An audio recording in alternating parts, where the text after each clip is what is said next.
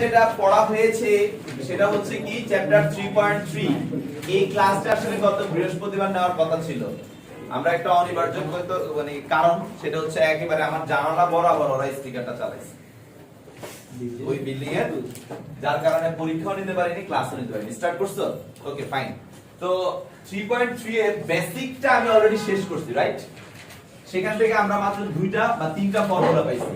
Number 1 formula হচ্ছে যে একটা ত্রিভুজ যদি হয় এমন যে ত্রিভুজের a বিন্দুর স্থানাঙ্ক যদি হয় x1, y1, b বিন্দুর স্থানাঙ্ক যদি হয় x2, y2 এবং c বিন্দুর স্থানাঙ্ক যদি হয় x3, y3, তাহলে এমন একটা ত্রিভুজের ক্ষেত্রফল ত্রিভুজ ABC ফর্মুলা কি ছিল মনে আছে সবার?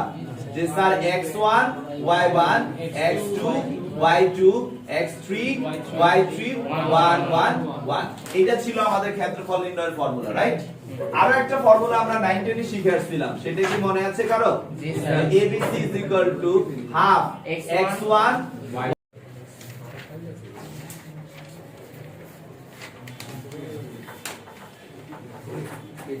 হয়েছে।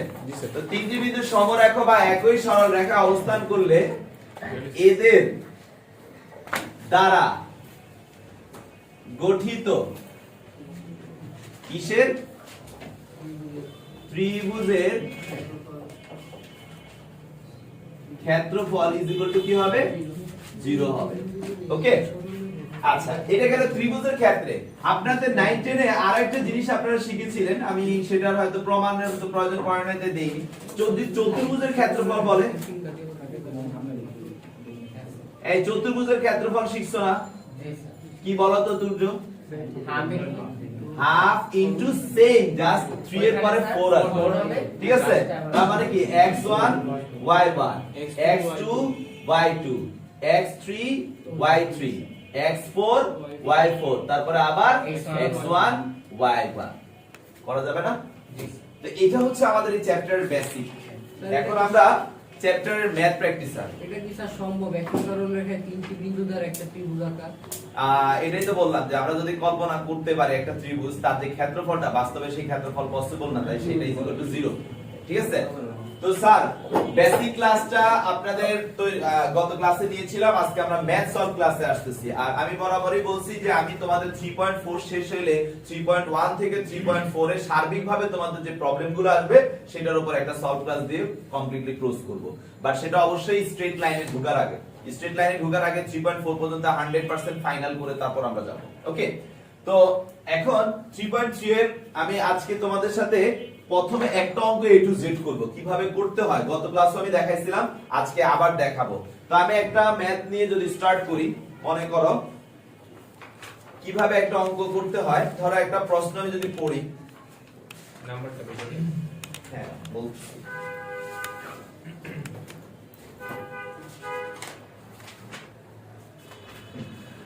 এখানে একটা ম্যাথ হচ্ছে 2 নাম্বার। 1 নাম্বারের অঙ্কগুলো তো সবই সরাসরি ক্ষেত্রফল চেয়েছে, ওখানে কথার কিছু করে নাই। তো 2 নাম্বারে আমাদের একটা অঙ্ক আছে যে প্রমাণ করো যে 2 এর 1 এখানে আমাদেরকে, আমি বাংলা কথাগুলো লিখবো না, আমি যেটা দেওয়া আছে সেটাকে ত্রিভুজের আগে কি চিত্র এঁকে বোঝাবো, ঠিক আছে? তো একটা কোশ্চেন দেওয়া আছে এরকম, একটা ত্রিভুজে 3টা শীর্ষবিন্দু দেওয়া আছে, ওরা কিন্তু চিত্র আঁকেনি, ওরা বাংলায় লিখে দিয়েছে। ত্রিভুজে 3টা বিন্দু মনে করো এখানে দেওয়া আছে p, p - 2, ওকে? তারপরে দেওয়া আছে p + 3, p + 3, p, তারপর আমাদেরকে দিয়েছে p + 2, p + 2। তো ভাই 3টা বিন্দু দেওয়া আছে, প্রশ্নটা বলেছি কি, সবাই একটু মনোযোগ দিয়ে শুনেন, লেখার দিকে মনোযোগ না দিয়ে বোঝার দিকে মনোযোগ দেন, পরে লিখবেন। কোশ্চেনটা বলতেছে যে একটা ত্রিভুজের 3টা শীর্ষবিন্দু যদি এরা হয়, তাহলে এই ত্রিভুজের ক্ষেত্রফলটা দেখাও যে p বর্জিত। কি বর্জিত? p। এখন অঙ্কটার মানেটা কি বলতেছে মাহমুদ? যে একটা ত্রিভুজের ক্ষেত্রফল যার মধ্যে কি থাকবে না। তাহলে আমরা কি করতে পারি? এই 3টা দিয়ে কি বের করব? ক্ষেত্রফল বের করব। তাহলে আমরা ক্ষেত্রফল বের করলে দেখব যদি অ্যানসারে p থাকে তাহলে তো আমাদের অঙ্ক হয় নাই, আর না থাকলে p বর্জিত সমান। কনসেপ্ট বুঝা গেছে? তাহলে আমরা এটাকে এভাবে করব যে এখানে 3টা নাম দেই, যে ধরি a p, p - 2 নাম দিলাম, B P plus 3 comma P আর C P plus 2 comma P plus 2 এখন বিন্দু ত্রয় দ্বারা গঠিত ত্রিভুজের ক্ষেত্রফল ত্রিভুজ ABC is equal to half এখানে আসবে কি x1 বলতে আছে p x2 বলতে আছে p plus 2 x3 বলতেও কি আছে p plus 2 তারপরে y1 বলতে আছে p minus 2 y2 বলতে আছে p y3 প্লাস 3 হবে। আচ্ছা এটা 3 হ্যাঁ তাহলে y2 বলতে হচ্ছে p plus 3 আর এটা হচ্ছে p plus 2 ই থাকতেছে এটা 1 1 1 according to this formula যদি আমরা অঙ্কটাকে সলভ করতে চাই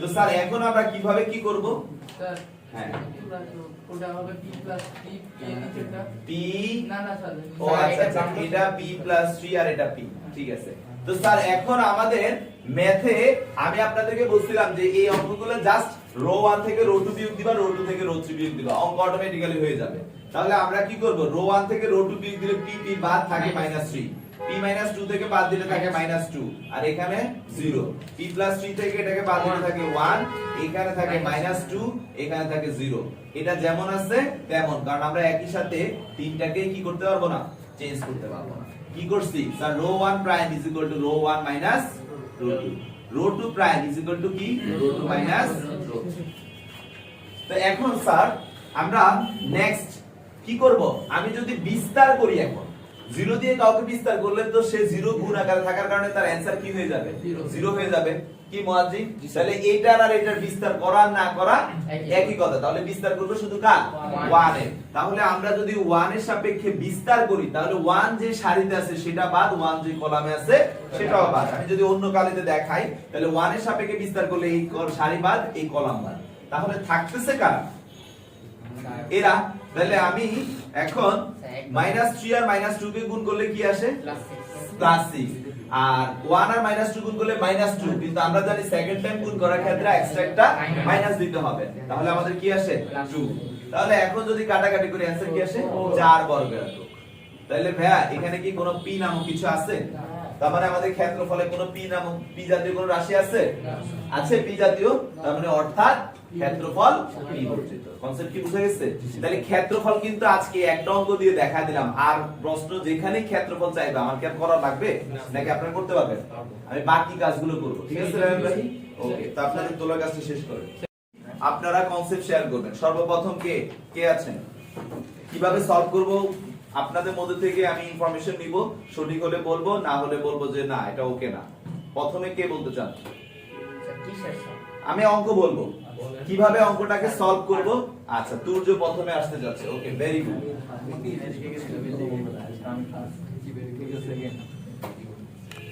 আচ্ছা তুর্য কোশ্চেনটা 2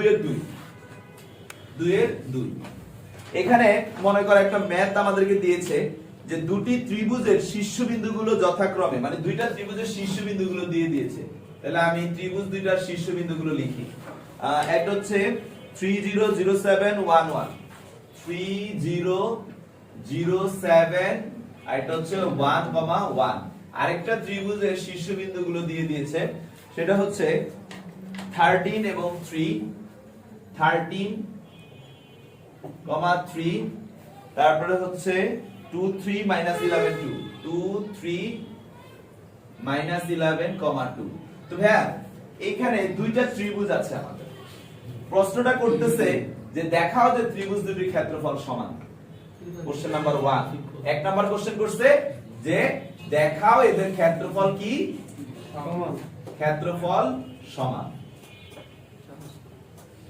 নাম্বার 2 কোশ্চেন যেটা করছে এটা আরো ইজি বলতেছে দেখাও যে এদের ভার কেন্দ্র একই বিন্দুতে মানে ভার কেন্দ্রের স্থানাঙ্ক তার মানে কি একই তার মানে ভার কেন্দ্র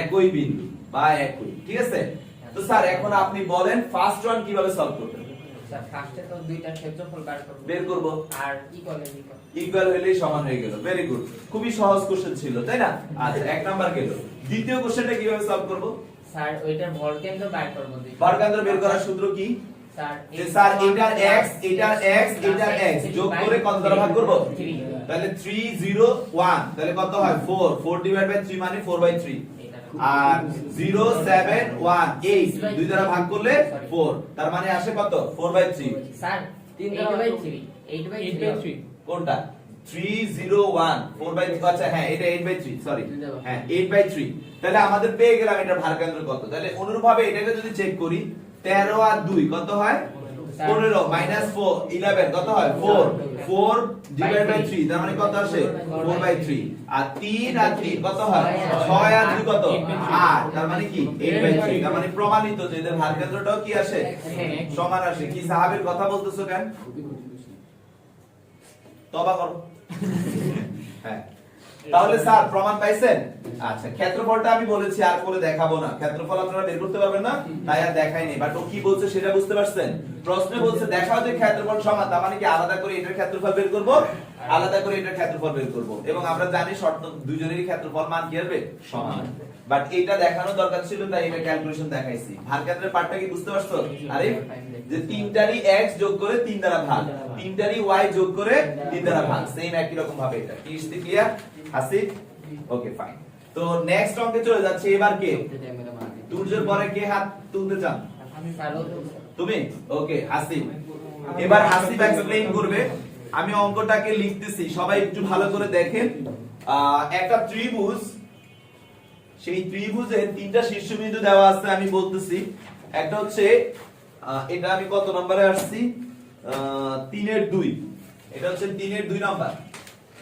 বাকিগুলো তোমরা করবা না পারলে আমি অবশ্যই হেল্প করব আমাকে অবগত করতে হবে যে ভাই পারি নাই ঠিক আছে আমি প্রত্যেকটা নিয়ম থেকে একটা একটা অঙ্ক প্র্যাকটিস করাচ্ছি বি দেওয়া আছে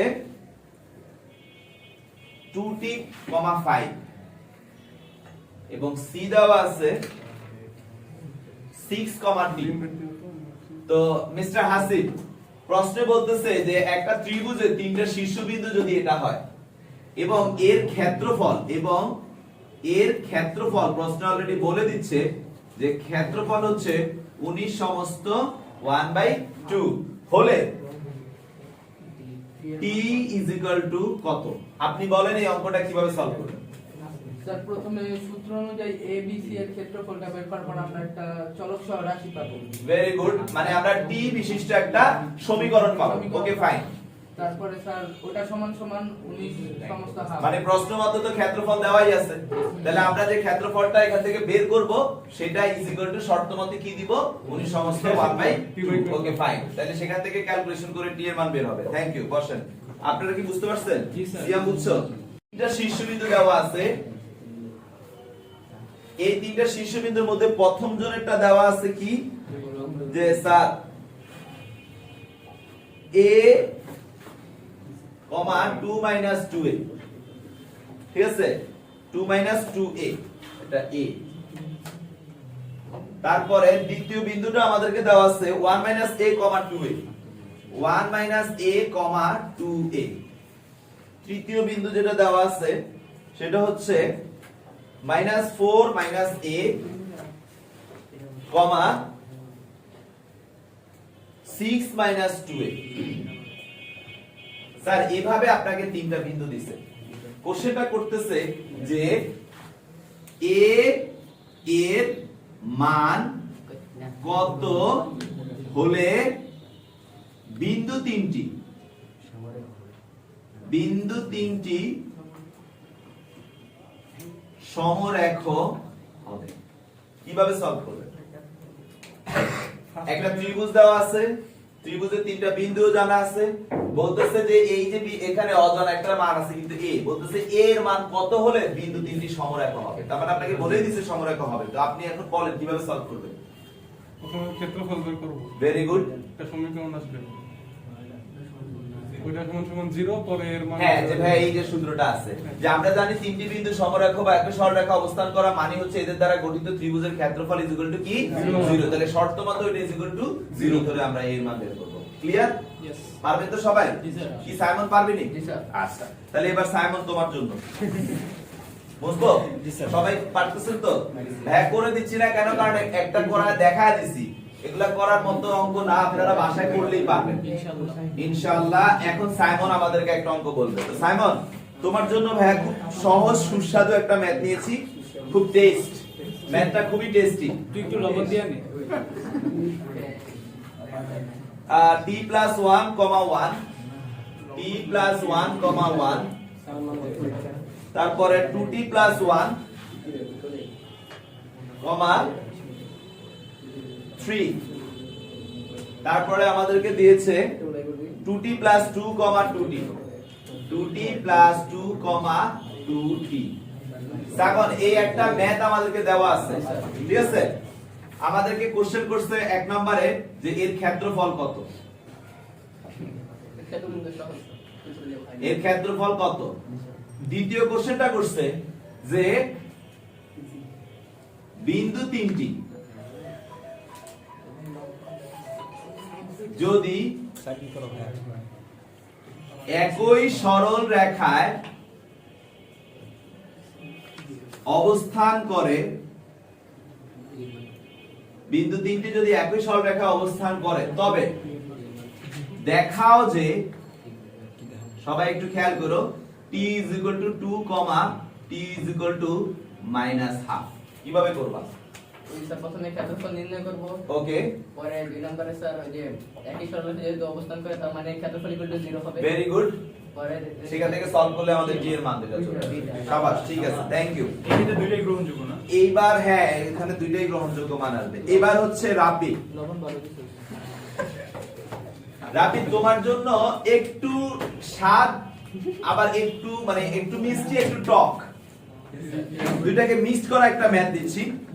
বাট আমি জানি তুমি ইনশাআল্লাহ পারবা, কারণ বেসিক যেহেতু ক্লিয়ার আছে।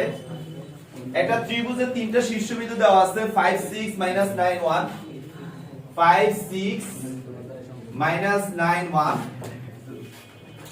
এবং -3 -1, -3, -1। তো স্যার এখানে একটা ত্রিভুজ দিয়েছে, কোশ্চেন নাম্বার 1 যেটা করেছে ত্রিভুজটির ক্ষেত্রফল, সহজ। ত্রিভুজটির ক্ষেত্রফল কত। 2 নাম্বার কোশ্চেন করতেছে যে এ থেকে বিসি এর উপর অঙ্কিত লম্বের দৈর্ঘ্য কত। তো স্যার ফার্স্ট কোশ্চেনটা কিভাবে সলভ করবেন সবাই জানে, যে স্যার ক্ষেত্রফলের সূত্র, আমরা ক্ষেত্রফল বের করব। দ্বিতীয় কোশ্চেনটা কিভাবে সলভ করবেন বলেন। স্যার এখানে এবিসি কোনটা? এই তুমি কি রাবি না? বলো রাবি, বলো। স্যার আপনি যদি আমি দেন না উপর সব পাঁচটা যদি এ ধরি তাহলে ওইটা বি আর ওইটা সি ধরতে হবে। হ্যাঁ, এটা অবশ্যই এ, এটা অবশ্যই বি, এটা অবশ্যই সি ধরলাম। Okay fine. এ থেকে বিসি এর উপর, এ থেকে বিসি এর উপরে লম্ব, তার মানে এই যে টানলাম, মনে করে এটা ডি। ওই তো মানে লম্বের সূত্র হয় দেখো। হ্যাঁ বলেন না। বুঝতে পারি না। না না পারেন, আপনি জানেন। ও যদি না পারে ইস্তি বলো, বলো।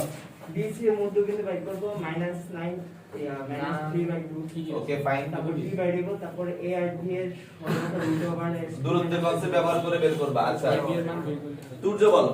স্যার মধ্যবিন্দু তো নাও হতে পারে স্যার। এক্স্যাক্টলি, এই কথাটাই হচ্ছে মেইন। সবাই এই একটা জায়গায় ভুল করে। আমি ত্রিভুজটা সমবাহুর মতো আঁকছি, এটা হ্যাঁ আমি আমার মতো করে আঁকছি, এটা আমার ইচ্ছা হয়েছে। বাট তুমি যে এটা যে সমবাহু ত্রিভুজ, এটা কি কনফার্ম? তাহলে এটা মধ্যবিন্দু হইতে পারে অনলি ফর সমবাহু ত্রিভুজ। বাট যদি সমবাহু না হয়, তাহলে আমরা এই কনসেপ্টটা জীবনেও ফলো করব না। হোক সমবাহু হোক যাই হোক, আমরা এটা ফলো করব না। তাহলে তুমি কোনটা বলতে চাচ্ছো বলো? এক্স্যাক্টলি, আমরা যেহেতু এক নম্বরে ত্রিভুজের ক্ষেত্রফল বের করেই ফেলতেছি, তা আমরা তো জানি যে কোনো ত্রিভুজের ক্ষেত্রফল ইজ ইকুয়াল টু কি, হাফ ইনটু ভূমি ইনটু কি, উচ্চতা। সবাই কি বুঝতেছেন? আবারও বলি, আমরা যেহেতু এক নম্বরে ক্ষেত্রফল বের করেই ফেলতেছি, তাহলে সেই ক্ষেত্রফলে তো সর্বোপরি আমরা সূত্র জানি, হাফ ইনটু ভূমি ইনটু উচ্চতা।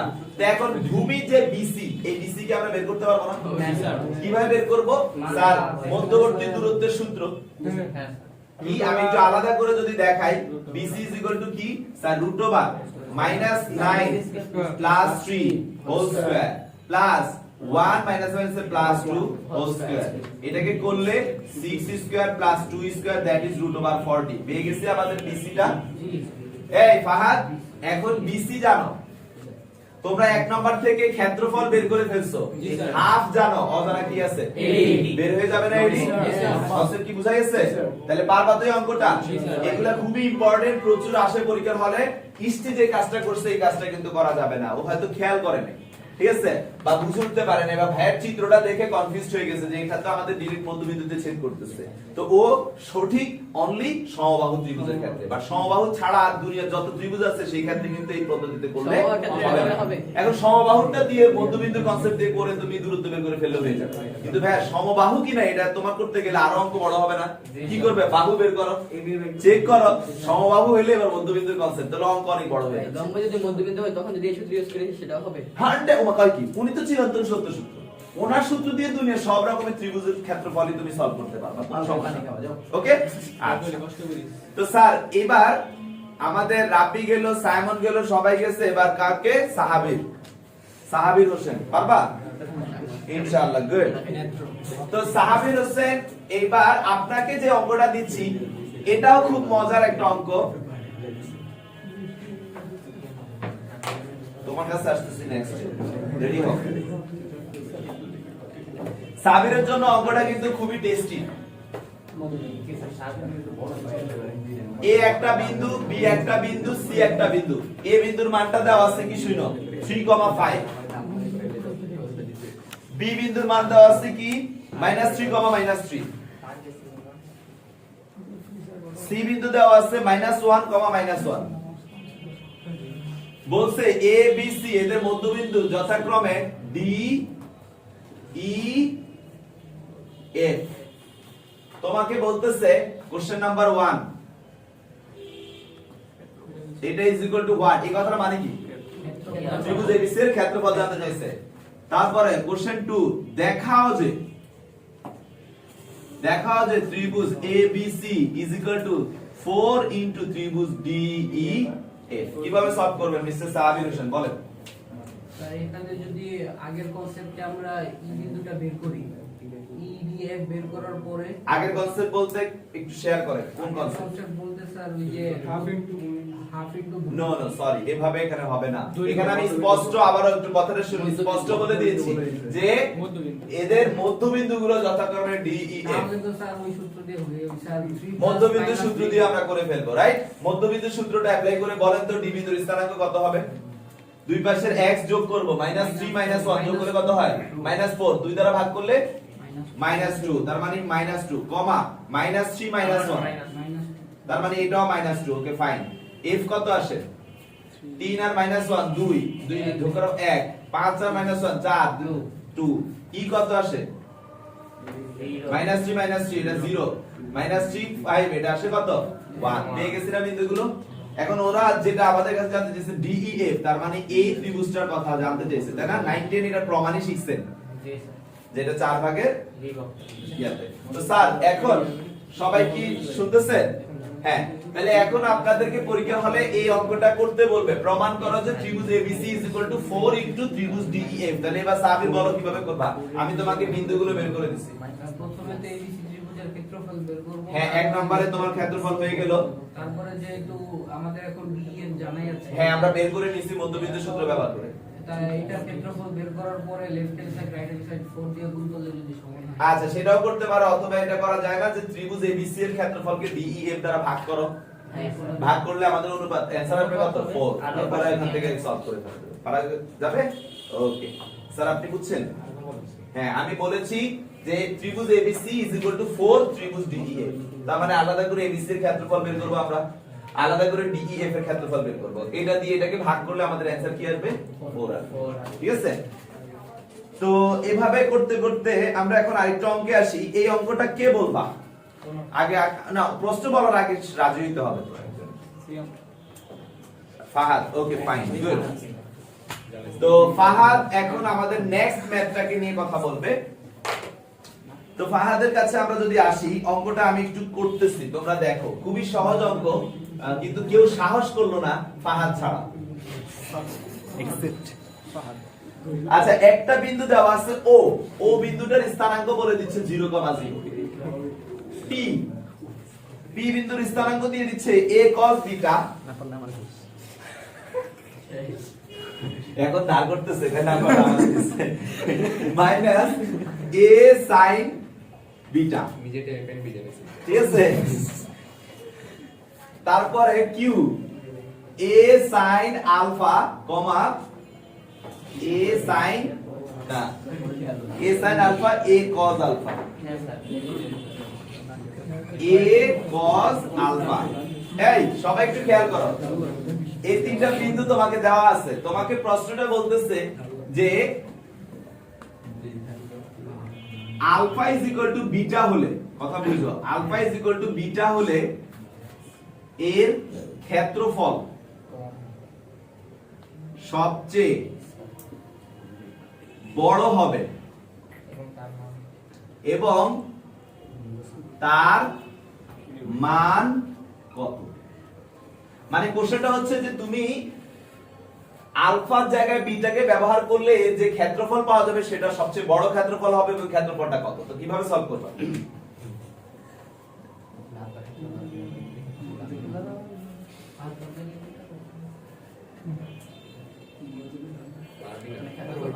কি ফারাদ এতক্ষণ লাগে চিন্তা করতে, alpha is equal to beta হলে কে বড় হবে বলতেছেন?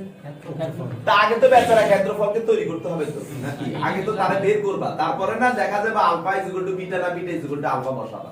তাহলে ব্যাপারটা কি যে স্যার আমাদের ত্রিভুজ O P Q is equal to কি হাফ ও ও 1, তারপরে কি a cos beta minus a sin beta a sin alpha a cos alpha 1 1। তো স্যার এটা কিন্তু আর আমাদের মাইনাস করা লাগতেছে না, কারণ অলরেডি 0 0 হয়ে আছে। তাহলে আমরা 1 এর সাপেক্ষে যদি বিস্তার করি তাহলে এটা চলে যাচ্ছে, এটা চলে যাচ্ছে, আমাদের থাকতেছে কি sir a square cos alpha into cos beta plus, কারণ মাইনাসে যাবে সেকেন্ড মাইনাসে প্লাস হয়ে যাবে, a square sin alpha into কি sin বিটা।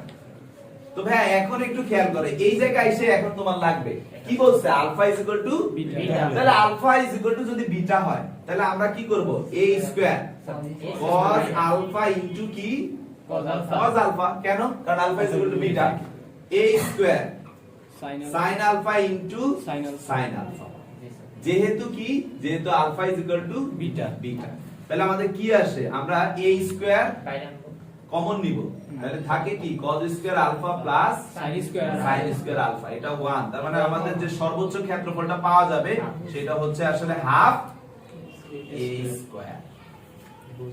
বুঝা গেছে? আচ্ছা ওকে, দেখতে দেখতে তোমাদেরকে দেখানোর মতো আর অঙ্ক একটা আছে, সেটাতে চলে আসছি, লাস্ট অঙ্ক, এবং এই চ্যাপ্টারের এটাই হচ্ছে হেডমল অঙ্ক, মানে কি এনার্জি আছে অঙ্ক, ঠিক আছে। তো স্যার এটার মতো করে উদাহরণের 5 নাম্বার অঙ্কটাও সেম প্যাটার্নের অঙ্ক, তো আমি একটা অঙ্ক এখন সলভ করব আপনাদের উদ্দেশ্যে। তো আপনারা কোশ্চেনটা দেওয়ার পরে একটু চিন্তা করবেন যে কোন প্রসেসে আগানো যায়। কোশ্চেনটা অনেকটা কনফিউজিং কোশ্চেন, বাট খুব সিম্পল একটা কোশ্চেন, প্রচুর কঠিন ভাবে অনেকে, কিন্তু আমি আপনাদের সামনে সবসময় দাঁড়াই কঠিনকে লিকুইড বানানোর জন্য, রাইট কি না? তো এখন কঠিনকে তরল বানানোর জন্য যেহেতু আসছি, তো চলেন শুরু করি।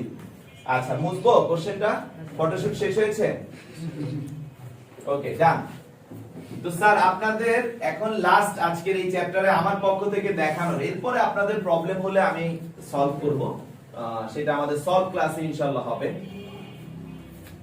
তো আমরা একটা কোশ্চেন এরকম যে আমি এখানে ডাটাগুলো লিখি, এর ডাটা দেওয়া আছে 1, -8,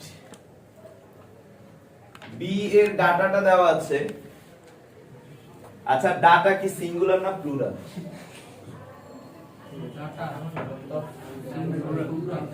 সিঙ্গুলার না প্লুরাল?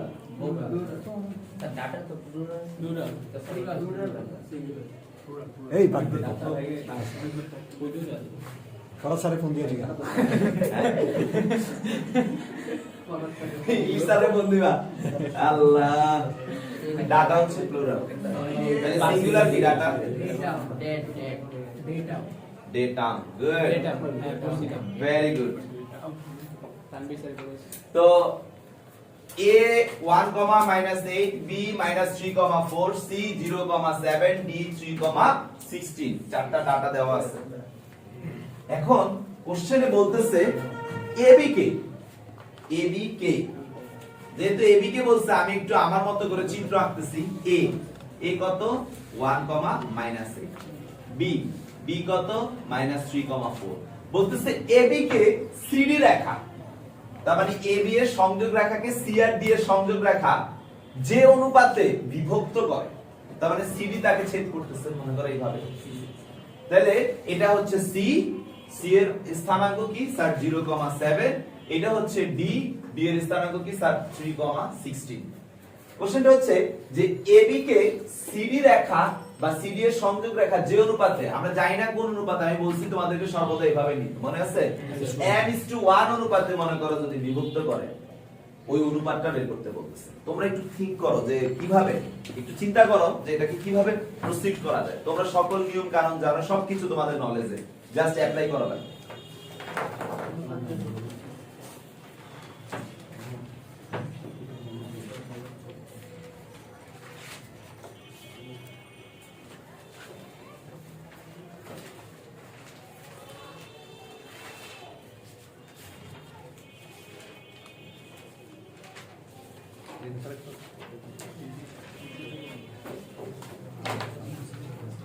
আরে মানে এমএন মানে মনে করো এখানে সে তাকে কোথায় সেট করছে আমরা জানি না নাম দিলাম ই যার স্থানাঙ্ক আমরা জানি না নাম দিচ্ছি x, y সবাই একটু চিন্তা করো মুয়াজ্জিন তো পারবে আমি শিওর ওর মাথা থেকে কিছু হলো বের হয়ে আসবে স্যার এটা কি এরকম AE/EB = CE/ED নো সমান ভাগে বিভক্ত করছে এমন তো না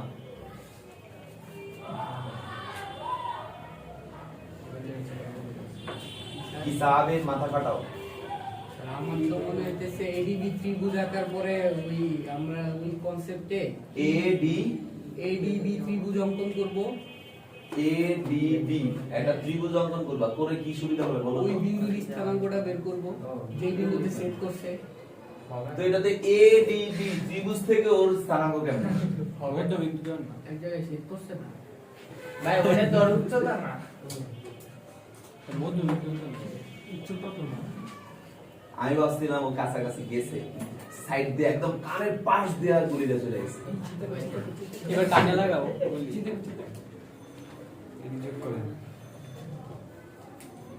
স্যার পুরাটা যদি একটা চতুর্ভুজ থাকে স্যার তাহলে তো স্যার আপনার AEC সমান সমান হলো স্যার BEB তুমি অনেকগুলো লজিক দিচ্ছ আমি লজিক গুলো শুনতেছি ঠিক আছে চতুর্ভুজ দিয়ে কাহিনী করলে অনেকগুলো ব্যাপার চলে আসবে চতুর্ভুজ হবেই এমন কোনো গ্যারান্টি নেই ঠিক আছে বা না তো হতে পারে ঠিক আছে আমি যদি সঠিকভাবে বিন্দুগুলোকে গ্রাফে স্থাপন করি সেই ক্ষেত্রে আমার ওভাবে নাও আসতে পারে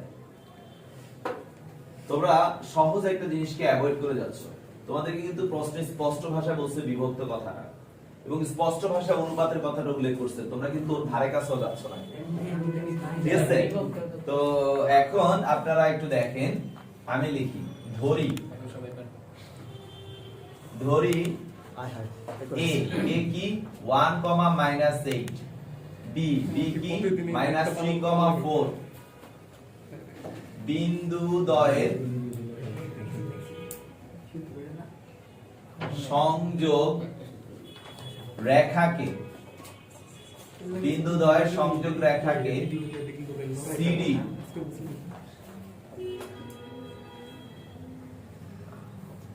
C, D এর